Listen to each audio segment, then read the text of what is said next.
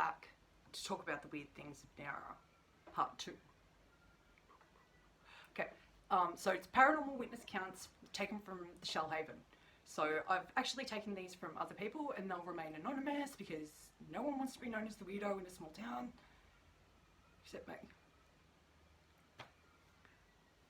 So the first one I'm just going to call the giant flying creature, Batman. Someone described it as a pterodactyl giant bat thing. It's probably like, that's what we'll call it.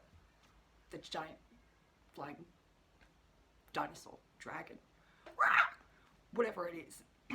I don't know what to call it. But there are a couple of witness accounts of these separate ones, okay? And 2 of them are actually from 7 Mile Beach at Gerroa. So that's probably where it lives, but there is also one down at Gerroa as well.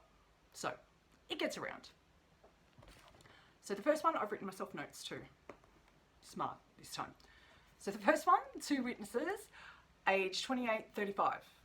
Okay, and they were driving into the beach towards the car park at 7 Mile Beach, Gerroa, and they heard this loud flapping noise, and because they were in the car they couldn't see anything and they kept going. When they got to the car park and they got out of the car, they saw this big shadow thing above them, freaked out as you would, jumped back in the car, started driving back out, and the creature flew above their car. They could actually see the shadow of it and they could actually hear the flapping noise. So the next witness account of this is at the same place, and it's really similar, but there was 2 witnesses, 3 males, aged 29, 31 and 32, and they were going fishing but realised it wasn't actually the right spot anyway. They weren't at the right spot anyways, but similar thing, heard the noise, got out of the car, saw a big shadow, shit himself, and it kind of flew above the car as they exited back out. Freaky. The next one of this was down at Gerroa, which is further down south, and it involved 2 witnesses aged 29 and 33 years old, both female, and it was along the highway. And this one, so they were actually driving along the highway, coming towards Gerroa, I suppose you'd say, like coming that direction from down south. And as they were on the highway coming along, just at Gerroa, it actually came from this side of the road and flew in front of the car, low enough for them to actually see, and back up. So they were pretty shaken up by it, and they didn't pull over or anything because they were too scared. So they kept going and they stopped at B1 and kind of collected themselves. What the fuck was that? The next one is something completely different.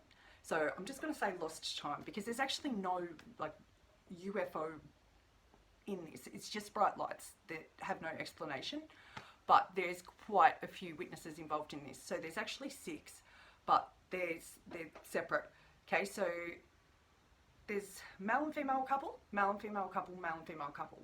So that's the similarity, is that there's always a male and female in this. Alright, so it occurs on the church road. You know, the one with the churches, the Greek Orthodox Church and the 3-circle Christian church, Warrawing Heights. Birriga Road, Warrawing Heights. So the first one involves 2 witnesses, male and female, aged 26 and 33. The next one involves 2 witnesses, male and female, aged 28 and 32 years. And the next one is male and female, age 22, and male, age 26.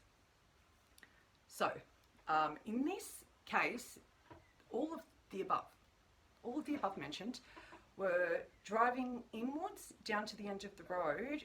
The Greek Orthodox Church is actually at the end of the road, and it's quite, not remote, I won't say remote, but it's quite a secluded street. There's quite a lot of bush.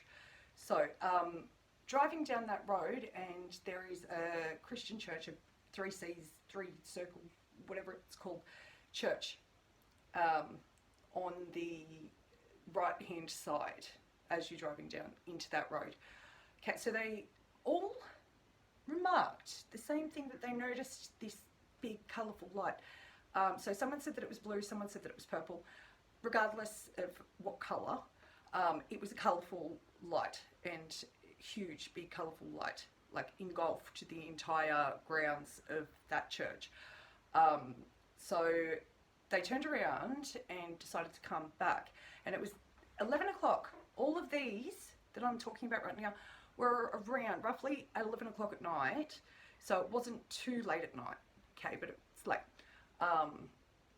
And as I said, it's quite a secluded spot, so people go down that road to hoon, like in their cars, or, you know, to go and smoke, whatever, like young people.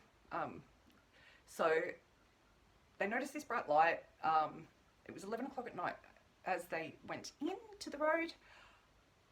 As they turned around to come back out of the road, they all had this strange experience that the last thing that they remembered was they were exiting the road, coming back out, and then all of a sudden they came to, they were actually pulled over on the side of the road, and it was hours later. It was about 3 o'clock in the morning. So, and it did vary the time, so, you know, like one said it was like 3:15, and one said that it was 3:30, one said it was 4:45. It's same as with the 11 o'clock, you know, one said it was 11:11, one said it was 11:03. So, but it was all 11 o'clock when it started and 3 o'clock when it ended. So, lost time. Where did the time go? But yeah, like I said, I'm not going to say that's a UFO because there was no actual UFO mentioned. It was just this bright light, and where the fuck did our time go? So, the next one, this is possibly a UFO. I'm not sure. Comes from a highly credible witness, and this is actually further down south. This is at Lake Conjola. Witness is a male, aged 59 years old, and he actually witnessed a silver orb emerge from the lake and start shimmering around on the lake. Dancing around as you do, South Coast holiday. And then all of a sudden, it shot up, straight up into the sky, and it disappeared. So, possible UFO. Who knows? Nice place to visit. So there we go. I'm keeping these really short, so I'm just going to do one every week until I've done them all. So, don't come to Nyara, not because of COVID. There is weird shit here.